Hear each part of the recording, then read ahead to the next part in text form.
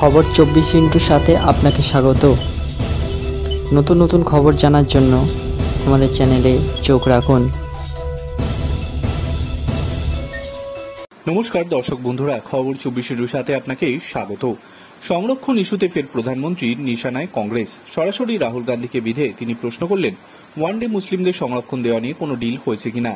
ভারতবর্ষকে দেওয়া সাক্ষাৎকারে এই কথা বললেন প্রধানমন্ত্রী নরেন্দ্র মোদী। লোকসভা নির্বাচনের মাঝেই শুরু হয়েছে সংরক্ষণ নিয়ে বিতর্ক।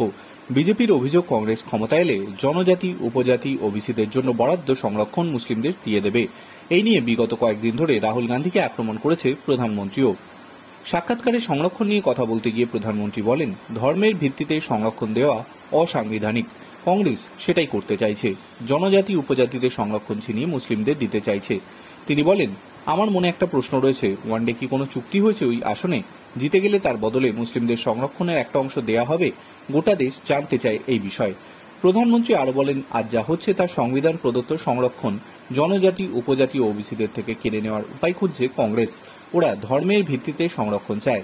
যখন সংবিধান তৈরি হয়েছিল তখন মাসের পর মাস আলোচনা হয়েছিল, জ্ঞানী ব্যক্তিদের মধ্যে আলোচনা হয়েছিল যে ধর্মের ভিত্তিতে নাকি শ্রেণী ভিত্তিতে সংরক্ষণ দেওয়া উচিত। তখন এই সিদ্ধান্ত নেওয়া হয়েছিল। আজ কংগ্রেস ধর্মের ভিত্তিতে সংরক্ষণ দেওয়ার চেষ্টা করছে শুধুমাত্র ভোট ব্যাংকের খাতিরে। ব্যুরো রিপোর্ট, খবর 24/7।